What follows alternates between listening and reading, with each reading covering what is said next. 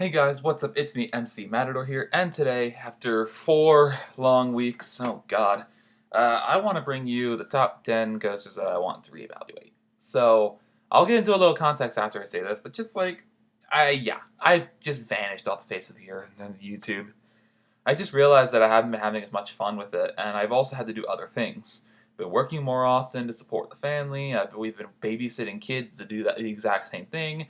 My mother's currently enrolled in her final class to finish her degree, which just happens to be something she's really bad at. So I'm basically carrying her through a double speed geology course, which is it's been interesting. The professor isn't that great, and just a bunch of other things that I'm just trying to occupy my time. That, and I'm trying to keep my social life, trying to keep my friends close. This thing has taken a very much back burner, and I just also, haven't really gotten as much pleasure from doing YouTube. Like, I'm not gonna do something that's not fun to me, and I guess I wasn't having fun with this thing for a while. I've had this visual made for like 2 weeks. I even recorded something 2 weeks ago, but I didn't like the thing I produced, and I never decided to upload it. And now here I am doing a take two, in the midst of some chaos before I go back to go for another shift to work tonight. So yeah, again, if you're wondering where I just vanished to, my life has been interesting, and I might take a hiatus. But besides some small things, that until I go back to university in mid-August, then I might have a bit more time from there. Um, I will have some good news at the end, but I'll save that, like I said, for the end. Some context about this thing. I have been in varying stages of coaster enthusiasm since 2015, and I've been traveling outside of my home park, which is our home state of Illinois, Chicago, Six Flags Great America, all that, for a decade. 2000 it has been over a decade at this point, 2010. And my preferences about roller coasters and have definitely evolved over the course of a decade, and especially as I expanded my credit count from time to time, and over time as well. These changes in opinions and these changes in tastes and preferences will likely change my direct opinion that I have on rides from that I went on a while back. Several of the rides I went on from 2014 to 2017 were done in the earlier stages of my coaster enthusiasm days. And these could be coasters where my opinion could be very different than what it was when I first wrote it. It could be a coaster I was too harsh on. It could be a middling coaster that might be better or worse than I thought. It could be something that just doesn't fit the bill. Or it could just be something that I thought was really good, but now it's just not as good as I thought it was. I will identify each scale of this. I have identified 10 coasters, technically 11, but you'll see why, that fit this bill. And I'll get back on them. I want to get back on them just to see how much my perception will change based on things I've heard over the past 3 to 5 years from when I've written them.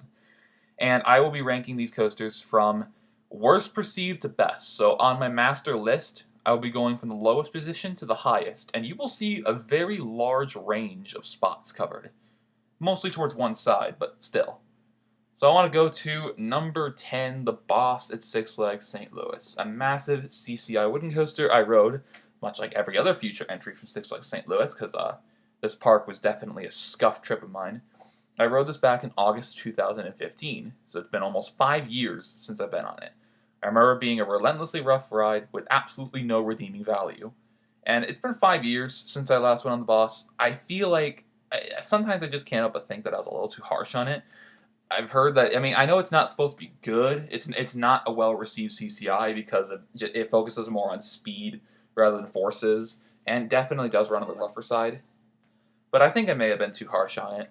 I don't think it'll be a world beater, but I may have come to appreciate this ride a bit more. I might find it more bearable because my tolerance has been built up. I may find it more fun because of the terrain setting and the massive things. I barely remember riding this thing other than just being in agonizing rough pain. But, this probably is way better than being my fourth worst coaster of all time. I think it probably could easily be in my bottom 30% instead of my bottom 5. I would say bottom 3, but, you know, it's my fourth least favorite coaster. So yeah, this thing definitely has gotten a rough reputation for me, and I have to ride it again just because it's been 5 years. I just dedicated my life to enthusiasm in May of 2015 for reference after a Zen ride on Raptor was so spectacular it literally blew my mind. Okay, not literally, but still. Moving on, we have number 9, Wild One at Six Flags America. Visited this park all the way back in July of 2014. We're coming up on 6 years since I've been to Six Flags America. And this is the only coaster in the park I want to heavily reevaluate. Yeah, there are some relocated Great American coasters. I can get on the Skeleton of Iron Wolf, now Firebird, or I can get on Raging Cajun. But even though I just did Primeval Whirl last spring, I think that Mind Eraser will probably still be crap. It'll probably become or maintain its position as my least favorite coaster of all time. Roar is still going to be crap, and Batwing, I've already done Firehawk and Nighthawk. I've done Firehawk in 2017, and I think my opinion is pretty solid on that. Really, I got to pick up the Miss Joker Jinx credit because I missed Joker's Jinx, and then I got to ride Superman. But Superman, I feel like, is about as middling as a hyper as it deserves. So I think this is really the only thing that has some sort of volatility in the park, even though I haven't been in 6 years. And I've heard that this thing is not from heard. This thing is a classic out and back wooden coaster with a large helix at the end. And this coaster has a bit of a cult following, especially for those in the MDVA region. And some people think it's heavily underrated. I had to think of something from this park because I really wanted to represent this park, and I also barely remember anything about this ride. I got one ride. I don't even remember where. It was running one train, and it was one of the first things I did that day. And I just don't remember anything about it. So this is probably the closest thing to a non-credit on this list as well. I really think that a visit to Six Flags America should be in the cards eventually, especially to see if this thing lives up to the hype it's been getting in the deep corners of the coaster fandom. Moving on to number 8, we have X2 at Six Flags Magic Mountain. This thing is the coaster the reason why I said that it doesn't fit any sort of known criteria. This thing is so polarizing amongst coaster enthusiasts that no matter how many times you ride it, you're going to get a different opinion. Your opinion's going to flip-flop every time you ride this thing, and every visit you have to Six Flags Magic Mountain. I only rode it once, along with most everything else in the park, which I kind of regret, but I only had one day, and it took us till 6 p.m. to even ride everything.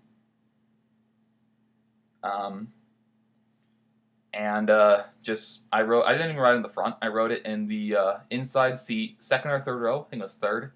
And I liked it, but there were so many distinct highs and so many very low lows that it just kind of neutralized. This coaster is probably in my top, in the middle 20%. So it's just like, it doesn't really stand out. And it's just a weird oddball in my list.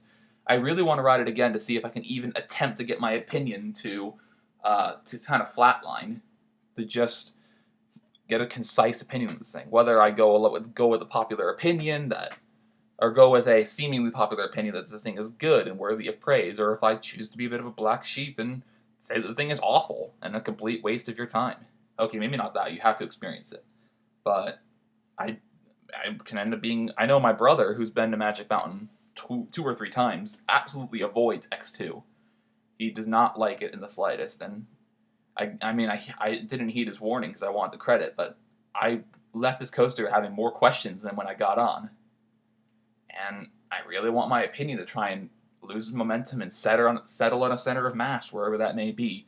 So even though LA is probably, the furthest place from home where I've been to a coaster since I'm from Chicago, this thing definitely, I really need to get back on it again. I really need to go back to Magic Mountain, especially with West Coast Racers and the hopefully soon to be Jersey Devil near clone. I think it'll be called the Joker, but don't at me. Moving on, we have Daredevil Dive at Six Flags Over Georgia. Not so fun fact because I was a naive 14-year-old enthusiast back when I visited this park around the same time as Six Flags St. Louis, August 2015, because I visited them on the same trip. This was my favorite ride in the park when I first visited it. But over the course of nearly 5 years, I have really come to my senses and realized that this thing is just a above-average, fun looping coaster. It's fun, but the quality is, Gerstlauer Eurofighter quality. It resides probably in my top 40%, top 45%, definitely top 45, but 40 might be generous. And I'm ever so morbidly curious to why the heck I was even gravitated to this into my time's infancy. I think this was the first Eurofighter I ever did. So I've done Rock Bottom Plunge, Untamed, Mystery Mine, and those were all bad. But this one was just good for some reason. The lap bars make a huge difference, yes, and the track style makes a huge difference as well. But just wow, what a difference this can make. And this thing has fallen tens of places throughout my coaster history. I got to get back to Six Flags Over Georgia, not just for Twisted Cyclone, as well as another entry later on this list. I definitely want to try and see if I can find the magic I had on day one of riding this and realize that it might just be a criminally underrated coaster with terrible capacity and a bunch of logistical issues. But hey, it might be worse because I'm more seasoned to the gimmicks it has. Moving on, we have Mr. Freeze at Six Flags St. Louis. The second entry of this park, Six Flags St. Louis, leads me to one of two Mr. Freeze launch coaster clones. From what I remember, which I don't remember much about this thing, it was one of the last things I did in my day. It was a fairly intense ride, although going backwards with such high intensity was kind of uncomfortable. It was really weird, especially for me being only 14 and never have been launched backwards before. But I've been on things like Superman Escape from Krypton and Fire Chaser Express, so I might be a bit more accustomed to it now, as well as various backwards trains on Great America's coasters like Batman the Ride and Viper. I think I have it ranked too low because I personally, right now, with my limited knowledge, have it ranked beneath the Batman clone, which Batman clones are a distinct line in the sand for me. If you could beat a Batman clone, you're basically guaranteed entry to my top 50. So this thing is currently beneath Batman clones, I think even beneath Intimate Impulses, which I think could be a bit absurd based on the potential this thing has. It's a very short ride, but I think it has a lot of potential, and I really want to get back to Six Flags St. Louis and ride this again. I think it can be a lot better than what I thought it would be. Moving on, we have number 5, the last entries from Six Flags St. Louis, American Thunder and Screamin' Eagle. These two coasters are essentially the same, but different. They are right next to each other on my master list, both in my top 50. I enjoy both of them, but being 5 years separated from these two is way too long. American Thunder is currently among my least favorite GCIs, but I wasn't huge on GCIs when I rode this thing. I became a huge GCI fan when I rode Renegade, Ghost Rider, Mystic Timbers, and Apocalypse in the same year. So I became a huge GCI fan after that. Screamin' Eagle was one of my favorites from the get-go. Best PTC I've ever been on, and I think it's underrated to all heck. I think that I really want to make sure Screamin' Eagle can back those claims. They're 5 years, and that 14-year-old me didn't get a really lucky front row ride with smoothness and airtime galore. And so I think that, my personal opinion, American Thunder will definitely shoot up. The layout looks fantastic, although kind of small. And Screamin' Eagle, I think it will have the cojones to back it up, but I'll probably have to ride in the afternoon and evening, because I heard it's better when it warms up. Some people don't like it because they think it's a weaker one, but this is a classic coaster, and I can't help but think that I've been wrong all along about Screamin' Eagle. And I would trust my current self with coaster quality more than I would my 14-year-old self. Moving on, we got number 4, Ghost Rider at Knott's Berry Farm. Take a shot every time I say moving on. This coaster, along with every single coaster following this spot, is in my top 30. And I heard such high praises about this ride. And because of that, I kind of feel like I missed the point on the one ride I got in its entirety. I was in the front row because I was uncertain of wooden coasters, even though I had just done Renegade the previous 2 months prior. And I can't remember if I think I'd done Mystic Timbers at that point as well. So, just because 2017 was the year of GCI for me. But I only got one ride. I liked it, but I didn't think it was all that impeccable. I didn't understand the high praise this thing got. It was a solid GCI, but I much preferred Mystic Timbers and Renegade. But now that I think about it, the more research I do, I feel like I might have missed the point. A back row ride I definitely would need to get on to help qualify my experience, and hopefully a day where it's maybe not a perpetual 90-minute wait, because this thing is always hopping at Knott's Berry Farm. It is the icon of the park and constantly the longest wait. I can get 2 rides in Accelerator when it's running one train before I can get one ride on Ghost Rider. and I really got to get back on it despite this queue, just to see if this universal praise stacks up. I feel like this thing, I might have lowballed it a bit. So, guess gotta be sure. Number 3 is Skyrush. This coaster just barely misses my top 20, and I rode it over 5 years ago in June of 2015. I rode it only 2, maybe 3 times, and I remember it being an intense ride, with the restraint being an issue. It was comfortable when you put it on in the station, being my scrawny 14-year-old self, because 2015 was one of my better years for coasters. And I do remember the restraints being really tight on the brake run, but they had a mechanism that released the restraints a little to keep the pressure off your legs. And the restraints, other than those, were not a huge issue to me. If the restraints remain a non-issue, this thing has the potential to break into my top 10 for its airtime, positive G's, and just absolutely absurd, intense ride experience, because that caters exactly to my tastes in coasters.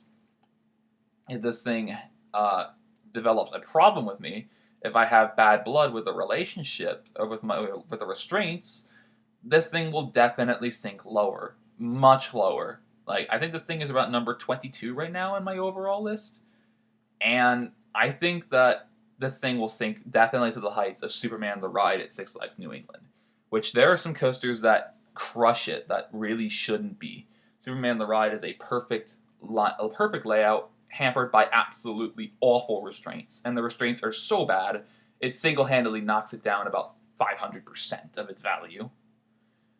Hershey Park is in my top 5 amusement parks of all time, and it's almost criminal that I haven't been back there, even though, Hershey, Harrisburg, and Philadelphia is like a 14-hour drive with after time zone difference, food, and gas. So I guess there's a reason, but I really got to get back to Hershey Park, and Candemonium looks amazing, and might be some competition for Skyrush, even though I'm a Stormrunner gang for life, so I'm not going in 2020 because Stormrunner will be closed, and I have to ride that again. Number 2 is Goliath. This one is at Six Flags Over Georgia. I did mention that there would be another Six Flags Over Georgia coaster. One of the greatest misinterpretations of my coaster enthusiast history. I only rode it once in the back, and I was very disappointed coming off of it. I had only been on Raging Bull in terms of B&M Hypers, and I kind of assumed they were all the same. So I just brushed this one off because the back row ride I got was kind of bad, and just didn't think much of it until I rode Diamondback 2 weeks later, my current favorite B&M Hyper, and experienced the front row floater and the legendary airtime in the back. So I really absolutely have to get back to Six Flags Over Georgia to ride Twisted Cyclone, to see if Daredevil Dive was all it's worth, and to see if this thing actually was a farce, or if I just butchered my first lap on it. So, yeah.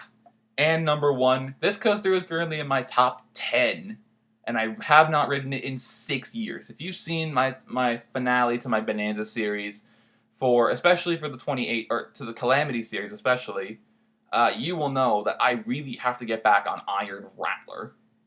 This coaster, like I said, is currently in my top 10, but I've been away from it for over 6 years. I went on this thing in May of 2014 and got several rides in it in the front only, but I have ridden other RMCs. This is my first RMC because I rode this thing before Goliath at Great America even opened for its debut year. This one might feel weaker in comparison. Right now it's about middle of the road because I have Storm Chaser, Lightning Rod, and Steel Vengeance put over it, but I have things like an Outlaw Run too. Or no, it's Outlaw Run below it. I think Outlaw Run is below it, along with Goliath, Twisted Cyclone, and Twisted Colossus and Wicked Cyclone. Not in that order though. And I really got to get back to Six Flags Fiesta Texas. Not only because the park has been developing rapidly since I went in 2014. I got to also get on Poltergeist. I got to get on their 2 new rides, including a Raptor. But I also got to get on this thing again and again and again. I got to experience that cliff dive in the back row and the twisted drop in the back row. I got to experience it in the front again. I got to make sure those Gerstlauer trains are as comfortable as I remember them, because they're one of my favorite restraints of all time, even though I don't remember them in the slightest. Only several re-rides will tell when it comes to going on Iron Rattler. And this thing, who knows? Who knows? Maybe it'll end up being better than Storm Chaser. Maybe it'll fall out of my top 10. Maybe it'll hang on my top 10 by a nail. Who knows? really got to get back to San Antonio for many reasons. And that concludes the top 10 coasters I need to reevaluate. So, if you guys enjoyed the video, feel free to like, comment, or subscription. I hope you guys have a great insert unit of time here. And as always, oh, hold up, before I go, I got some good news. In about 3 weeks, I'm going to be leaving for Indiana Beach. I'm going to be spending Saturday, August 1st at Indiana Beach, which will be an absolutely phenomenal trip, and it'll be the first theme park I visit in 2020 after essentially 7.5 long months of going without coasters. So it's a big yikes it's taken me this long, but hey, at least better late than never on the season, especially since Great America is a total loss. Okay, on that note, I wish you guys to stay safe,